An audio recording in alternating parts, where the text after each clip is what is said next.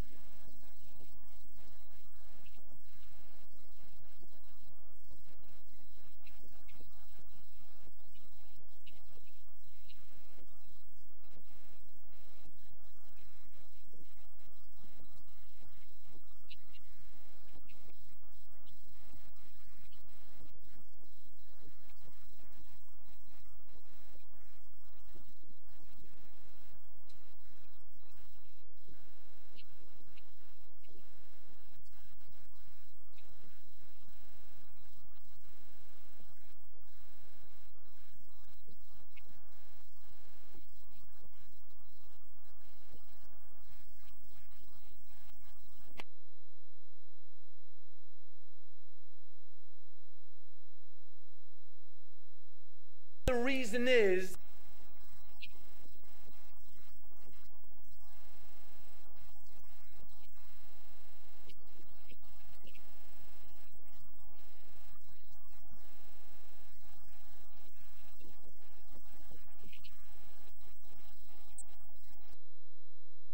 of Elul. Now,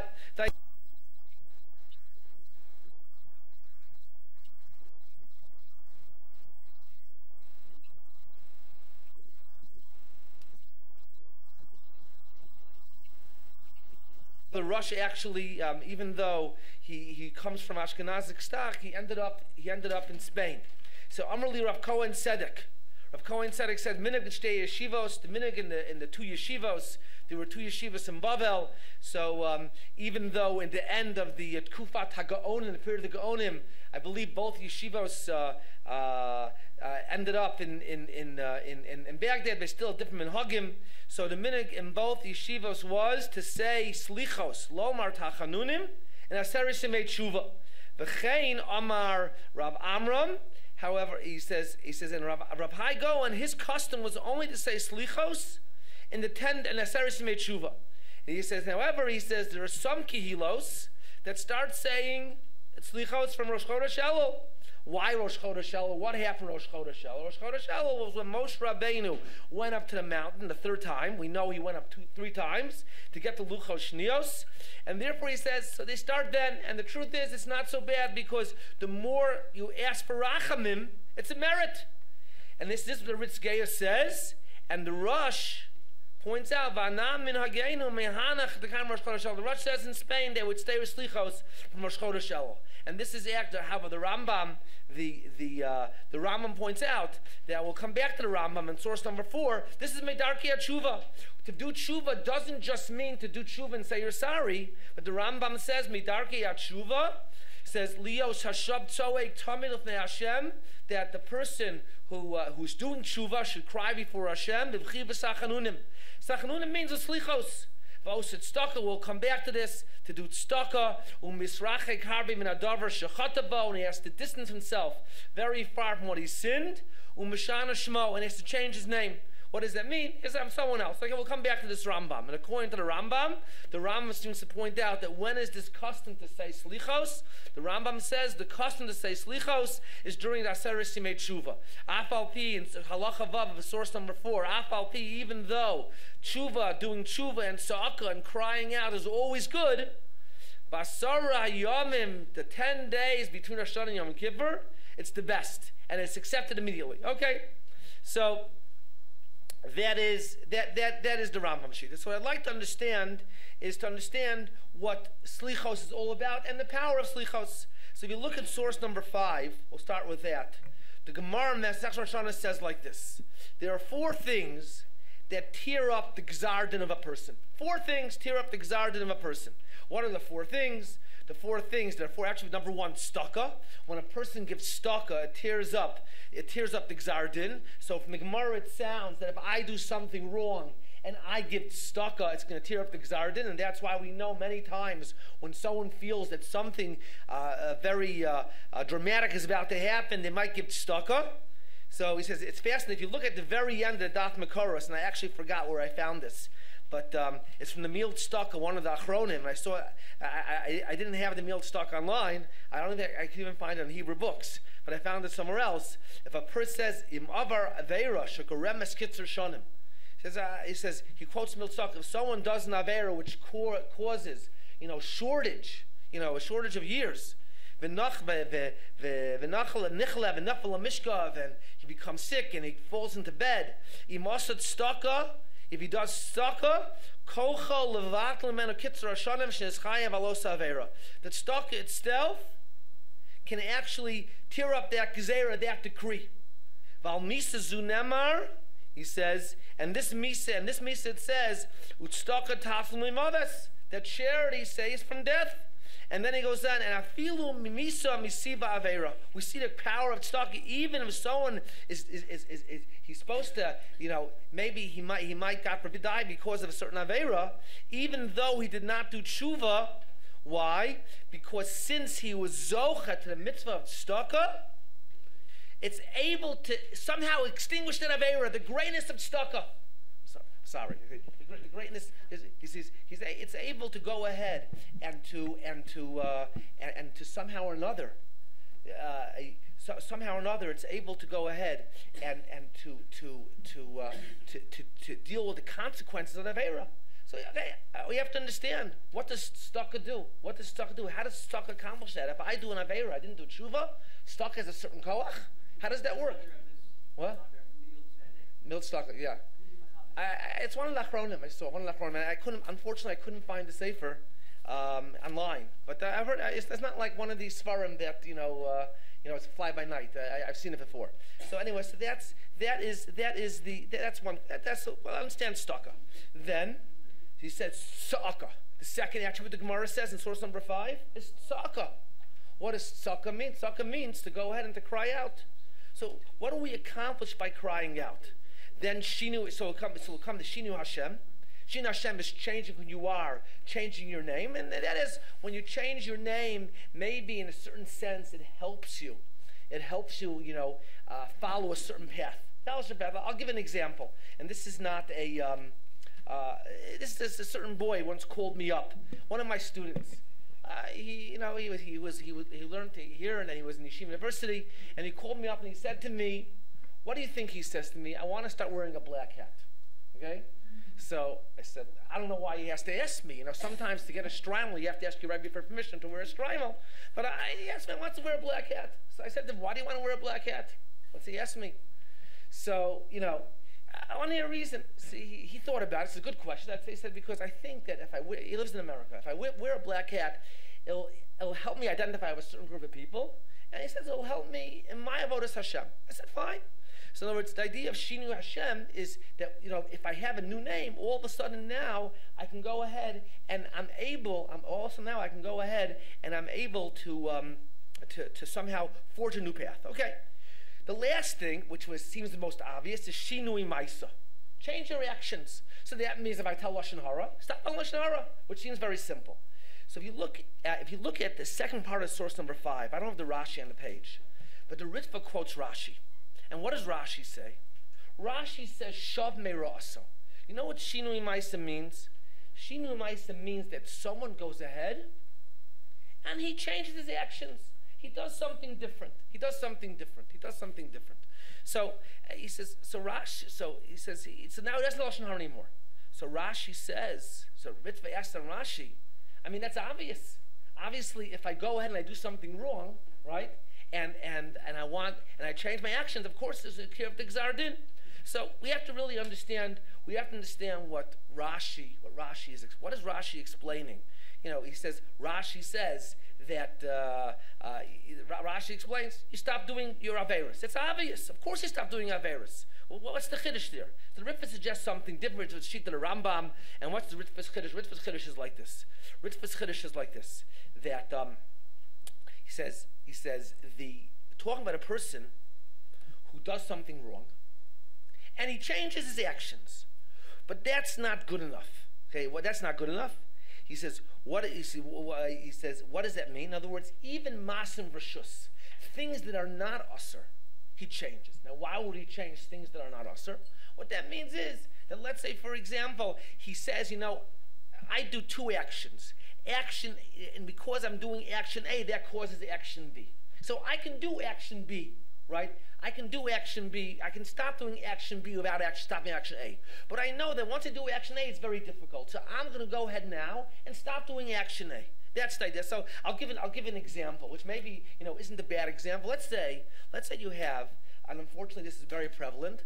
Let's say you have a person that, unfortunately, because of the internet, is unfortunately going on sites that are very inappropriate, which everyone agrees to. Everyone agrees, there's no question. Unfortunately, this is something where people stumble and fail. And he one day he feels bad, right? And he says he decides he wants to get a filter, right? But he knows that even if he gets the filter, all right, it's very easy to override the filter. So he says, you know what? I only need my internet certain times a day for my business, and I'm going to do it when my wife's in the room with me. All right? Let's say he says that. So again, what he's basically saying is he's changing other actions. Or let's say for example, you have a person who doesn't need, the person doesn't need a car. He has a terrible habit when he's in the car. He speeds, and it's very dangerous, right? So he says, he's not going to stop speeding. I don't really need a car. He says, I'm going to let my wife have the car all the time now, right? Do other actions. That's the idea of Shinui Maisa according to the Ritva. Okay, I'd like to understand Rashi Shita, and maybe even on another level the Ritva. Okay, so that's. I know this sounds like a tshuva shiur. It's not. It's about slicha. So let's look at source number 6. Source number 6 is very important for Chodesh Elul.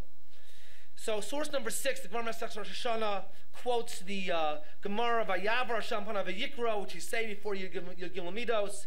He says, and Hashem passed over in front of Moshe, and Hashem called out.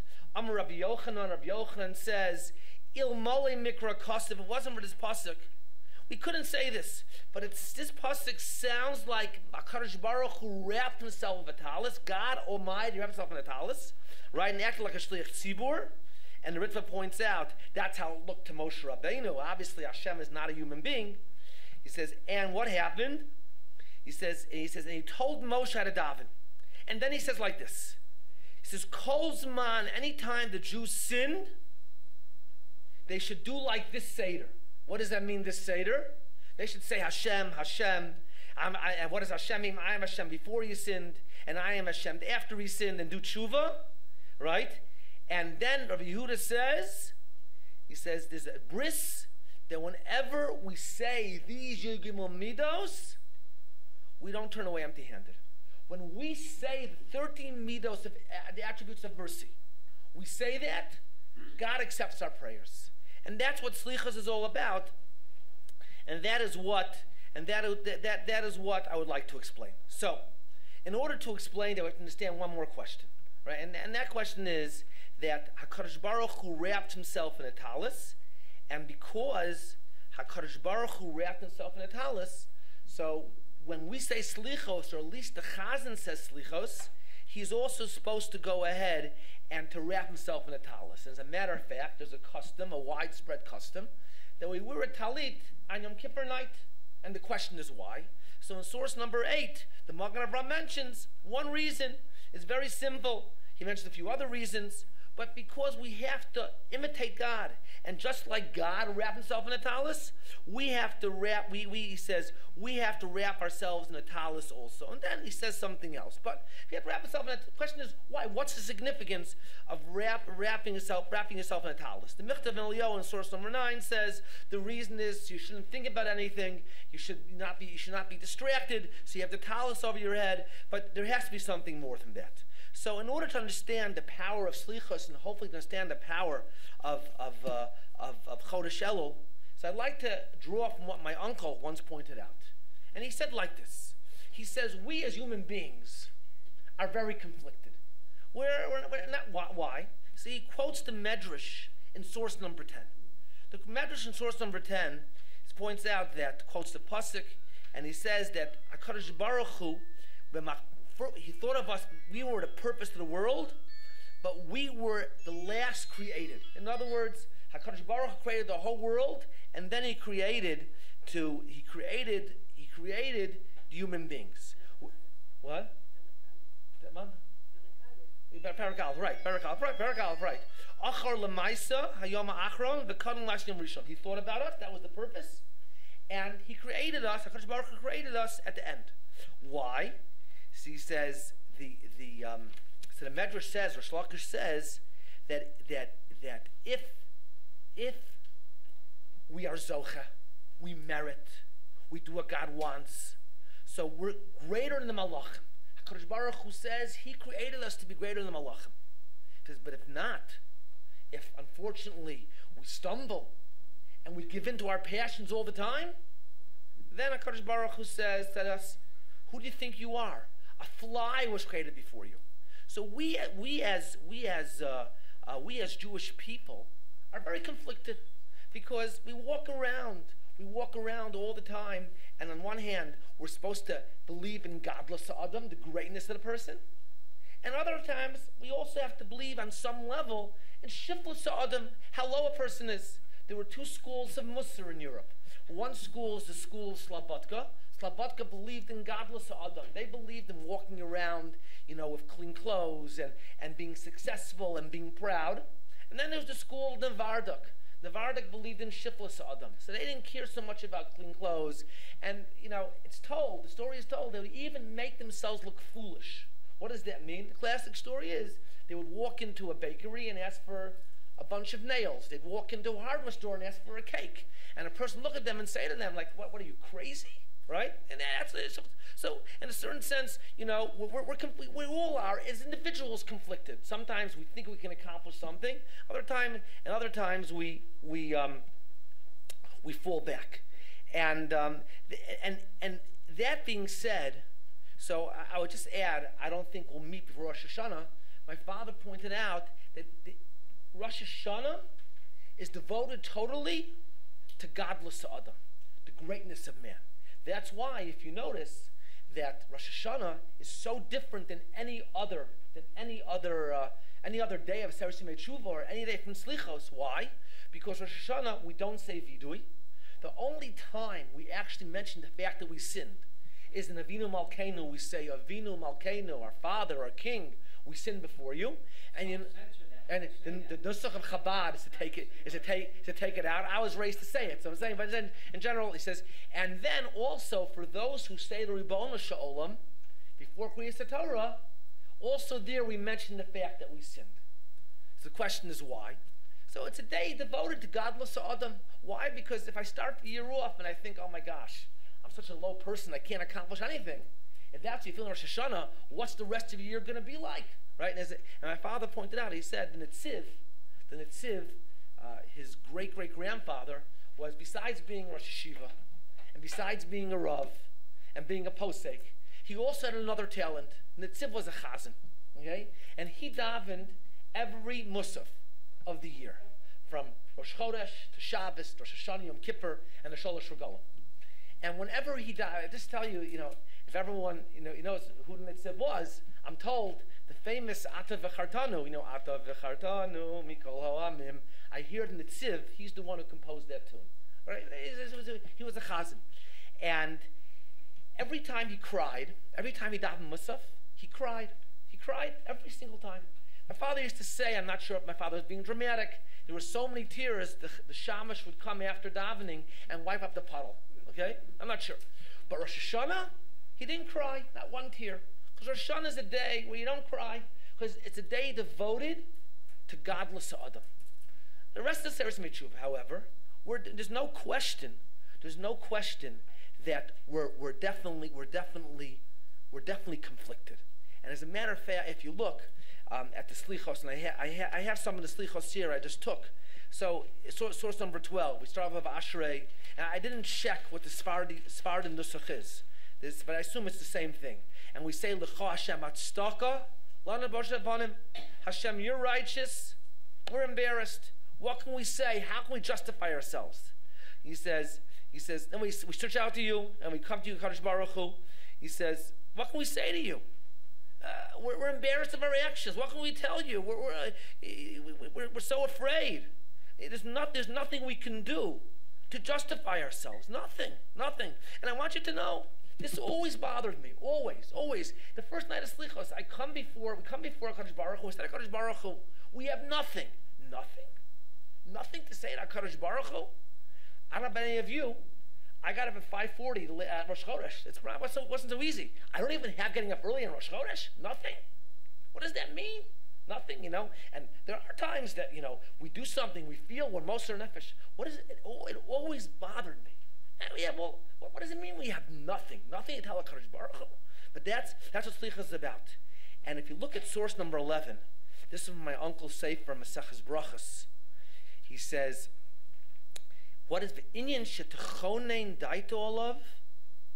The fact that the inyan that you have to go ahead and that you chonein daito. What does that mean? He says hainu sheyispalel. You have to daven mitoch hargasha she'en lo zchus tvia me'Hashem yisbarach. That there's nothing you can ask from God. We're asking matnas chinam, and he says, like the nusach slichos, kedalim karashim, like a poor man, I knock on your door. We have no schus taina to ask you anything, and that's veschanan al Hashem. When Moshe Rabbeinu wanted to go to Israel, said to HaKadosh Baruch Hu, I have no tainas. I want a present. He says, and I want your chesed, and that is what Slichos is about, according to my uncle. So I want to take it one more step.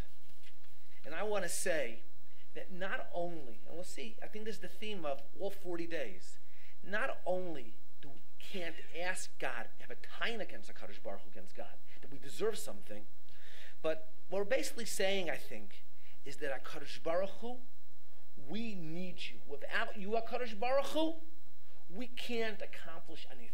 That's the idea. So in other words, we're saying is we have no schus, we have nothing, because we need you, HaKadosh Baruch Hu. And the truth is, if you go and you look, in source number 16. So he says the Rambam, source number 16. In the Ila, where we have vidui in this seder, what can we say to you, HaKadosh Baruch Hu? Because our sins are greater, we can't be counted. What are you? What are our lives? What chesed do we have? What tzedakah do we do? What can we say to you? Everyone's like nothing before you. V'anshi Hashem, those who have names, they're like zero, and no one has any wisdom. He says because all their actions are nothingness. He says, Aval, you have separated Enosh Merosh, and we say also you extend a hand to the sinners. So what does this mean? What does this mean? This is the last Slichos of the year. What does it mean? So the Dubner Magid brings a mashal. I think it's a very beautiful mashal, and I think it really puts into light what Slichos and all 40 days are all about. And he says like this. He says a mashal, a parable about a king. And a king has an only daughter. And obviously she gets to be a certain age, and he's worried about marrying her off. The problem is that this daughter, she's a princess, and she's very choosy. So you have all these princes coming, you have these dukes coming, and everyone coming, and no one's good enough for her. Nobody. And this poor king is ripping his hair out if he has any hair left, because he says, who's my daughter going to marry? He doesn't know what to do. So finally he says, okay, by the way, it's only a mushal, so it's not really true. So don't start questioning who this king is. He says, the next man you see, I don't care who it is, comes ask your hand, you're going to marry him, and that's it. Okay. So how would you like the next person that comes in? Seems like a nice guy. But to use the words in those days, he's a simpleton, a peasant from a small town in the kingdom. But the king is a very honest man. He wasn't a corrupt politician. And he gave his word, So they have this, they have the engagement, they have this very big wedding. And now it's time for this young, this groom to take his bride home. Okay, so they have the whole entourage of all the royal clothes. And then they get to his hometown. And very quickly she learns this isn't a palace, all right? And she has to get to work actually, and she puts away her royal clothes, and her mattress is not a mattress, it's some straw, and the food is not the food, it's probably food none of us would even eat, all right? And, and she's like, can you imagine going from a palace to something like this? And it's like this, she can't deal with it. So finally she sends a letter to her father. She says, Dad, I can't take this anymore, the way they treat me. You have to come help me. The king reads this letter, and he says, oh my gosh, this is crazy. So he sends out a letter, a proclamation, that everyone knows where this is going. In 40 days, I am coming to visit my daughter.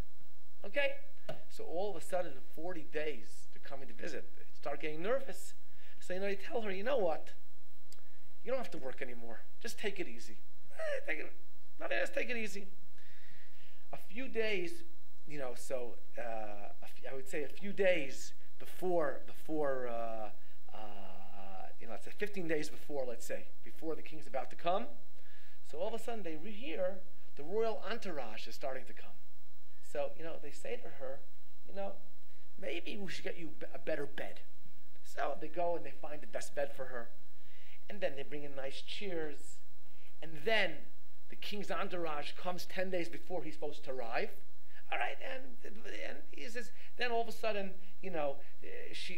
everyone is basically serving her. What do you need? All needs are taken care of. And then the day the king arrives, they pull out her royal clothes. She looks like a princess again. So the king comes, and everyone's very happy. The king's very, look at his daughter. And he's about to leave. Everything's great. So as he's about to leave, the princess comes, Father, don't leave. It's all a fake. As soon as you leave, they're going to go back to where they were before. So the king turns to his son-in-law and says, is this true? He says, yeah, it's true. But what do you want from me? I'm a peasant. I grew up on a farm. I know how to live on a farm. You want me to treat your daughter like a princess? Take me to your palace and treat me how to be a prince. Teach me how to be a prince. Inspire me. The same thing, everyone knows the mushal's going. The mushal's going. HaKadosh Baruch gave us the Torah cries. And, all of a sudden, we're supposed to be better. And Rosh Hashanah comes and we're very careful. Yom Kippur, we're in the shul the whole day. Torah cries out to us, to Hashem. And Hashem says, is this true? We said, HaKadosh Baruch Hu, you know what? Ata nosin yad lapushim. You know what, HaKadosh Baruch Hu? We need you. We need you because we can't accomplish anything without you, HaKadosh Baruch Hu. And that, I think, is what, in a certain sense, Slichas is about. Slichas isn't just about the fact that we have no actions. What we're saying is anything that we can accomplish. The fact that we might have gotten up early to daven. The fact that we might have done a chesed. The fact that we keep Shabbos. Whatever is involved, it's only because HaKadosh Baruch Hu, on some level, is holding our hand. And that's what we're saying to HaKadosh Baruch Hu. We're recognizing the fact how much we need HaKadosh Baruch Hu. HaKadosh Baruch Hu has to be there for us. And I think, and everything we do, we only have because HaKadosh Baruch Hu is there for us. And I think that's really the reason, one of the reasons why we're supposed to, HaKadosh Baruch Hu covered his face of Vitalis. And HaKadosh Baruch Hu said to us, a chazan should also cover his head of Vitalis. Why? So, when else do we cover ourselves, our faces? When else do we cover our faces during davening? When else? What? Kriyash Shema, we cover our eyes. Right? That's to have kavanah. That's clear. What? The Kohanim, yes, so there you're not supposed to look at the Kohanim, right? Tachanun, there's a halacha. When you say tachanun, you're supposed to cover your face. Why do you cover your face? So Rabbeinu Bachai in source number 13 says there are 3 reasons why. He says, Rabbeinu Bachai says, why do we cover our face for nefilas apayim, for tachanun? He says, one is Mora Hashchina, we're in awe of HaKadosh Baruch Hu. The second is to show our tsar, how much pain we feel.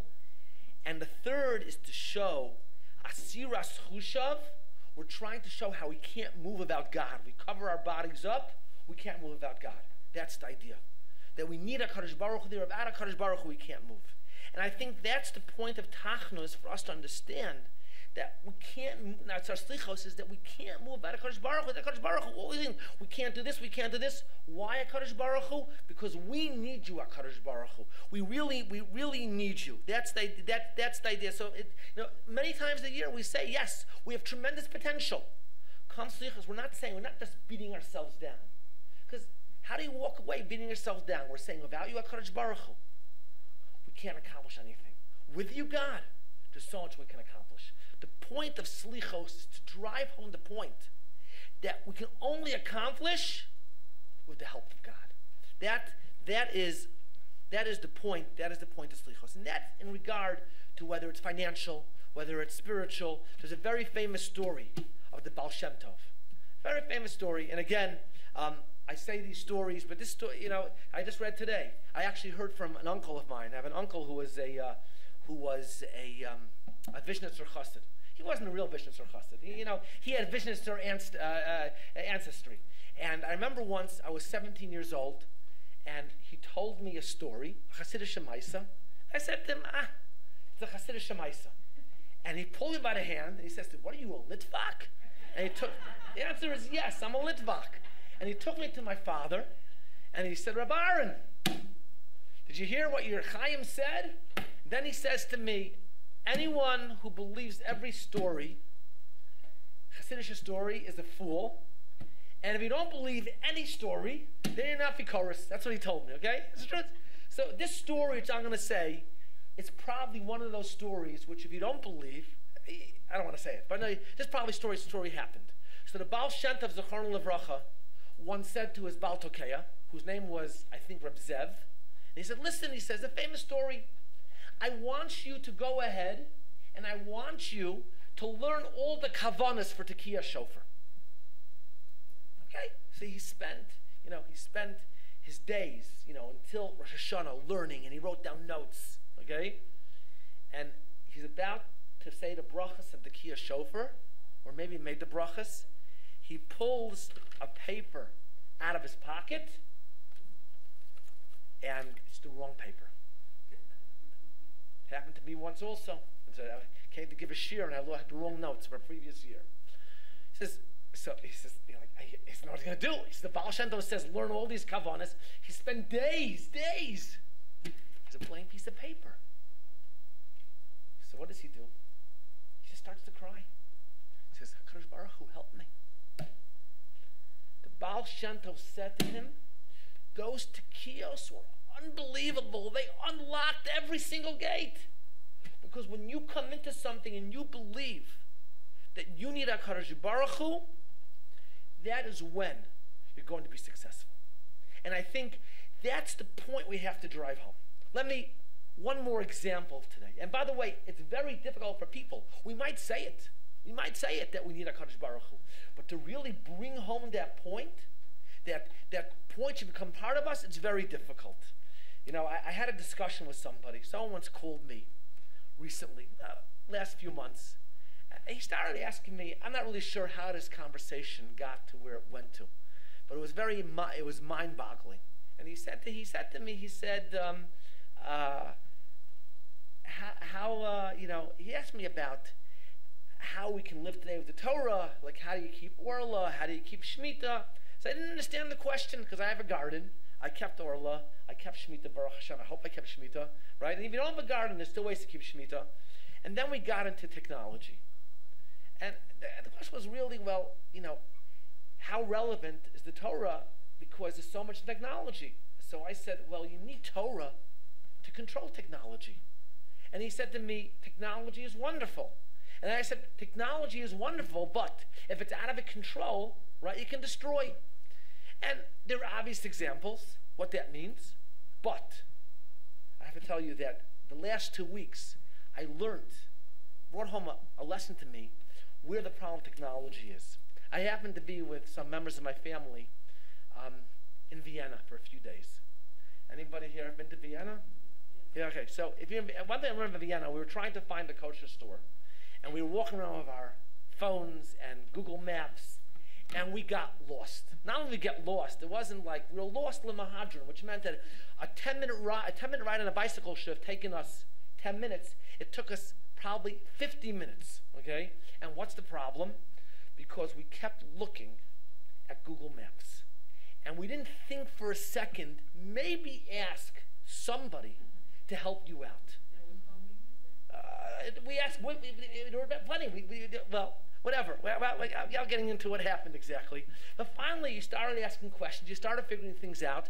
What happens is because of technology, we all self-reliant. I don't need anything. If I have a question, I'll just type it into Google. If I want to find how to go somewhere, I'll type it into Google. If I need to buy something, you know what? I'll just have it sent. You know, as long as you find a family member coming from America. But in general, we're self-reliant. It's very difficult for us today to understand that we need someone's help, whether it's other human beings, but certainly HaKadosh Baruch Hu. And that's the point of Chodesh Elul. The point of Chodesh Elul is to realize HaKadosh Baruch Hu, everything that we do, we need your help. And it's not just that to accomplish anything in this world, to accomplish anything in the next world, whatever we do, we need HaKadosh Baruch Hu's help. And therefore we have to cover ourselves up to show that we can't move out of HaKadosh Baruch Hu. And that's why the Yud Gimel Midos are so important. Because as we said, if someone says Yud Gimel Midos, there's a haftacha, promise, HaKadosh Baruch Hu will not turn us away empty-handed. So if you look at source number 15. Source number 15 is the Shloh HaKadosh. He asked the question, Davar Akasha, Shari Anurowin, we see, Shekama Pamim, many times we mention the Yud Gimel Midos and we're not answered. El the Gaonim say, what did the Gaonim say? Yasu lefanai keseder hazeh. He says it doesn't say to say the Seder, to do. What does it mean to do? He says that HaKadosh Baruch Hu, we have to go ahead and follow the Midos, Kel Rachum v'Chanun, the Hainu, just like HaKadosh Baruch Hu is a Rachum, we have to be a Rachum. Just like HaKadosh Baruch Hu is a Chanun, we have to be a Chanun. That's the idea of the Midos, is to follow HaKadosh Baruch Hu's ways. It's fascinating if you look that there really are more than Yud Gimel Midos. There are more than 13 attributes.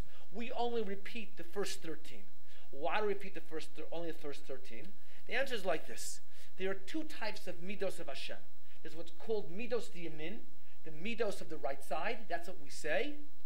And then there's the Midos to the left side, which we don't say that HaKadosh Baruch Hu does take Nekama, HaKadosh Baruch Hu does punish. We don't say that, right? Why are the Midos that we express and we say over called Midas Yamin? Because we know for all those that are righties, I happen to be a righty, most of my children are not, but for all those that are righties, what's the idea of having a right hand? That usually that's the hand that you used. Someone who's a lefty uses the left hand. In general, what can I tell you? I hear this all the time. The world is a right-handed world, okay? You buy a notebook, it's good for a righty. That's just the way it is. Now you can buy left-handed notebooks also. But in general, the world is, is prejudiced against left-handers. What can I say? I would say most of my family are left-handed, lefties. So what? They're very talented, very special, very wonderful. But unfortunately, some of the things created for them are really created for right-handed people. You can't. That's the way the world is. He says, if someone's a right hand, he uses the right hand most of the time. HaKadosh Baruch Hu uses these midos most of the time. The other midos, when it comes time to punish, that he uses, it's midos too small. He uses only sometimes when he knows when to do it. In other words, so we can't punish because we don't know the right time to punish. Sometimes the Navi will know the right time to punish. For example, Elisha HaNavi, when he had to punish somebody, he knew the right time. So we have to imitate HaKadosh Baruch Hu. Why? Because we're telling HaKadosh Baruch Hu, bottom line is, we know that we can't accomplish anything without you. We can't accomplish anything without you. And therefore, we need you. And we need your guidance. And we're going to follow in your ways, because if we follow in your ways, that will go ahead and give us the guidance that we need. We're following your ways. We're showing. We screamed this out. We're showing we need HaKadosh Baruch Hu, we need his guidance. And he's telling us to follow his ways, to be a Rachum, to be a Chanun. That is the idea. That is the idea of Slichos. So just to put it together, we asked the question that and that's how I think how tzedakah works, because when I give tzedakah, what I'm saying is I'm following HaKadosh Baruch Hu's ways. Okay, I'm trying to imitate HaKadosh Baruch Hu, because HaKadosh Baruch Hu says to be a Racham, to be a Chanun. What does it mean to be a Racham? Just say, oh, I feel so bad for the person, but to do something for the person. I have to show that I'm following HaKadosh Baruch Hu's ways, because when I follow HaKadosh Baruch Hu's ways, I'm showing that I need HaKadosh Baruch Hu to guide me. I'm recognizing that without HaKadosh Baruch Hu, I'm not able to accomplish anything. And that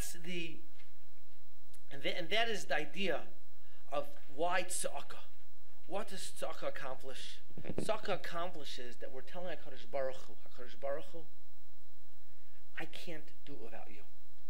I'm going to follow you. And I'm screaming out, God, I can't do it without you. And because of that, I'm able to go ahead, and I'm able, because I can't do it with God, I tell to God, I'm going to follow your ways, because I need you there. And to wait to be inspired by God is to follow HaKadosh Baruch Hu's ways. And that could be actually even according to Rashi. Rashi says that Shinui Maisa is a person who goes ahead and he changes his actions. That's Korea Dexardin.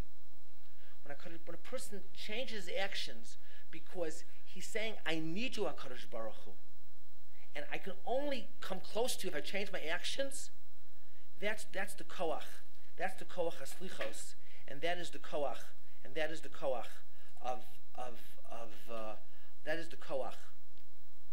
slichos and the koach chodesh elul. You know, the Rambam says in Hilchos Shabbos, Perek Lam Halacha Beis, source number 14. Ezuhu kavod. What is the kavod that you have to have? A person has to have for Shabbos. And I'll explain the connection to Shabbos and Chodesh Elul in a minute.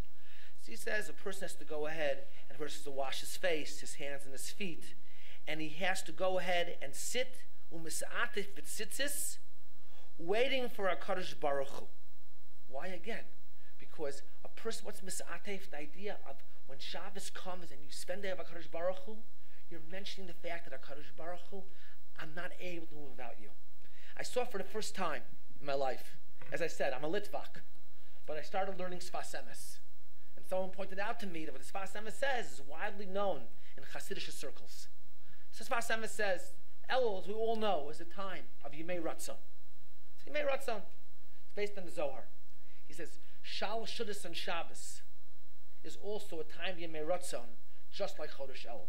As a matter of fact, that tefillah which we say in Shul Mincha and Shabbos morning and Monday and Thursday, Brich Shemei, which talks about HaKadosh Baruch Hu and HaKadosh Baruch Hu, that's really if I understand correctly, that tefillah was originally enacted to say only at Mincha and Shabbos. However, as you know, we as Jews like to always add tefillos, and therefore it came into the Shachris morning tefillah, it came in Monday and Thursday, but it comes from the Zohar of Mincha and Shabbos. There's something very special about as Shabbos is going away. The Sfas Emes says this is Yemei Ratzon, and so is Chodesh Elul. Why? I think the idea is because we just spent a day with HaKadosh Baruch Hu, and as Shabbos is going away, we're realizing without Shabbos, how HaKadosh Baruch Hu, how we can get through the week. That realization hits.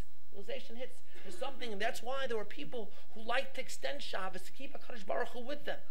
That's the Yemei Ratzon, and that's the Yemei Ratzon of Chodesh Elul. So, Slichos, Chodesh Elul, Achashu Av Meis Hashem, Osa Avakesh Meis Hashem, is to realize that we need HaKadosh Baruch Hu.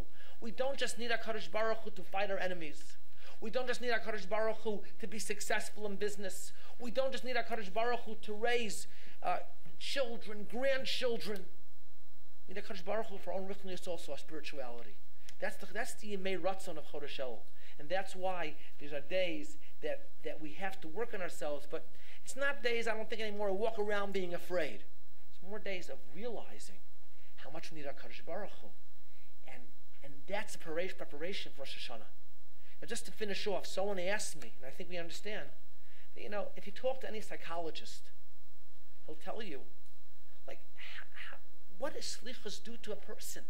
He says these prayers, he knocks himself down.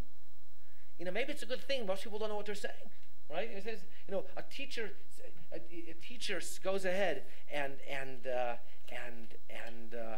teacher says to a student. No, I'll tell you a story about me, actually, and just to keep the idea in mind. I don't want to talk exactly in details, but when I was in, I think, in 8th grade, there was a professor. I don't know if anyone knows his name. His name from Northwestern University. His name was Professor Butts. I don't remember the name. Okay, Professor Butts wrote a book, basically saying that the Holocaust was a hoax. It was like a hoax. He says, hoax. He said that didn't happen. Maybe 200,000 Jews died.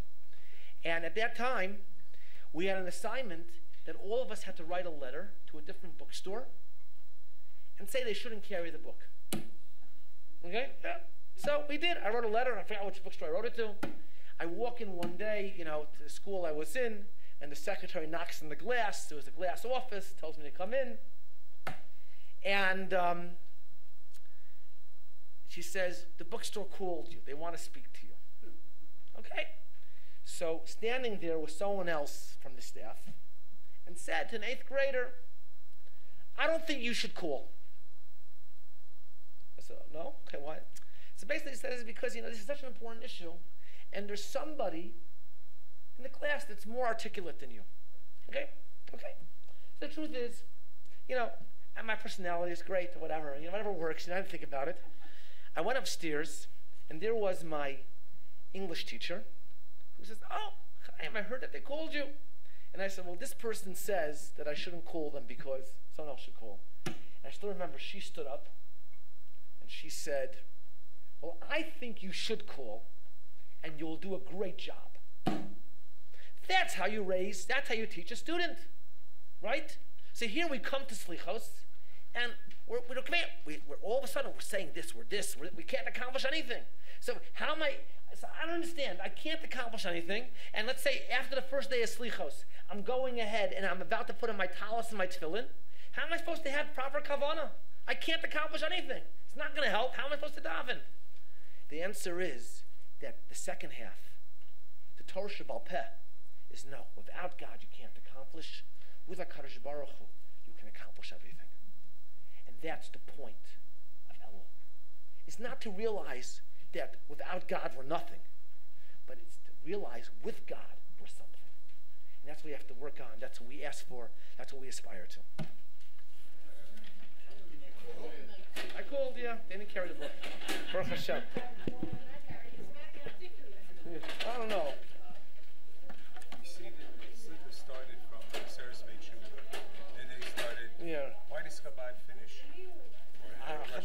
Chabad is because they say that you're supposed to see yourself as a tzaddik gomer, right? So it's a very strange custom.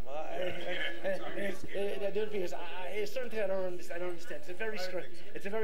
That's one of the strange. By the way, saying this is very difficult. It really is because you get up half an hour earlier. It's not so simple, but it's a very difficult custom. In my one of my kids went to Makor Chayim. So Makor Chayim, during there's no English classes because it's a hard avoda. It's a hard avoda. How are you related to? He's my nephew. Yeah, my nephew, my brother's son. Somebody had said to me, I went to a Shiur, and she said a selfie stick. She said she was somewhere, and people were using selfie sticks, and she didn't know what it was at first, and she said, you know what, that's the ultimate thing of not needing to ask anybody for anything. That we ask people for everything, and even to say, could you take a picture, all of a sudden we have this selfie stick, and we're saying, I don't need that. And it's also the same type of thing that you can say, So we have to work on. We need HaKadosh Baruch Hu. We need other people also. Right. Baruch got the next year, September 14th. That's a week before Rosh Hashanah. Some, next year, okay, fine, okay. Let's go to Rosh Hashanah. Yeah, it's only. Yeah.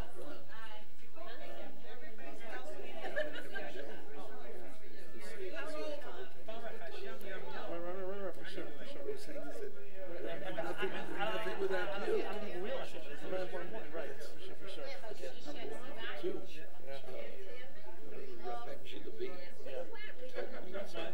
What is an elul? He says that when you have weighed and you overstep the area that you're supposed to make the turn, it says recalculate. So that's what elul is. Oh, wow. And thirdly, your father once mentioned one of the Shiur all Israel stay Shabbat Miyachad Yom Golei. It's the Kedusha of Shabbos. We said that we get. That's right. Shabbos. So you have to take the fact that Kosh Baruch. That's very good. I didn't put it in the Knesset. That's very good. Yeah, that's very good. That's very good. Right. Very good. There's no blame.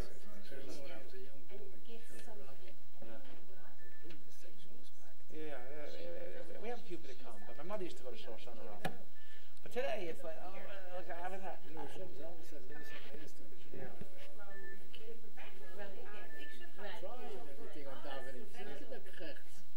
You know, I remember actually at the first year, I said we had 2.5 hours on the show around the morning.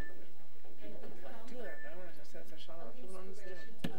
People don't understand. I grew up with a shul, back in my shul, but if I didn't have to, I would probably go somewhere. Well, yeah, Rosh Hashanah Rabbah, what can you do? That's the world today. It's the world today, unfortunately. I remember I went And that's an Eretz Yisrael where people don't have to work. I used to come for the young, so an old man came over to me, Baruch Hashem, the one who knows what we want, what we say. Colin Bookman from Glasgow. You must not be frightened of technology. I'm not frightened. Just remember that until they invented the wheel, they had to schlep with 0.6. I'm not fighting the technology. I have technology, Baruch Hashem. It's very important to realize that technology, you have to control technology. Technology should control you. I'm an engineer. Unfortunately, there are people. Look, I have a question to ask you. You sit in a room full of people, and you see, and people are not talking. They're looking at their phones. Technology is controlling them. What can I tell you? I want you. I wanted. It was more important. I wanted to tell you what I was taught in a provincial city like Glasgow. People, if you'd have full shoe from SoloveichikTEST at 6 o'clock in the morning. Yeah. That is the ultimate success. You're okay, economy, but still, you're right. I'm sorry, I lose my. I lose myself. I think I lose myself. I forget. I'm gonna ask my mother-in-law. Very loud. Shabbat shalom. Shabbat shalom. Rabbi Hirschler? From where? Originally he's from Chicago. So Rabbi Hirschler, I think his father must have lived in Eretz Yisrael and came to Chicago, Shiur in Chicago. What is this? My father, his father wrote a sefer in the Ramban. I'm more to listen to him every Saturday. He gives the shiur in Hebrew, right? No. Yes, in Hebrew. Yeah. But if you know someone ready, just double check with the message. But the Instagram also started. That's I hear you are starting. Around the holiday time. I'm going to see how it works out. Around the holiday time. Before the holidays. I got to figure it out because I have to give 2 different shurim that week, so I got to work on it. Remember, Hashem, because I think I just found out speaking here that same week also, but two different topics. I don't like giving the same topic. Yeah, thank you. Yeah, Remember, Hashem. Thank you. A good year. Thank you. And I just found out the next year's right before Rosh Hashanah, by the way. It's when? Right before Rosh Hashanah. I just got a message. I think September 4th. The next year is before Rosh Hashanah. Either 14th or 17th. Let's see. Okay, thank you very much. Thank you. Shana Tova. And we got, see, you know, Is this like a minhag when people say it for mincha at mincha time? It's a minhag to say in Shachar. It's a minhag to say in Ma'ariv. I'm not sure how the minhag crept in. Unfortunately, I heard a shiur about it a year or 2 years ago, and I found it's just a minhag. It's minhag for Shacharis as well? Yeah, it's all a minhag. So I'm a litvach. still say it for Hashem Ori. When do you say it? That's Bacha's favorite. I Mine too. say it twice. I say it chakras and Myra. The two minhagim. Some say middle. I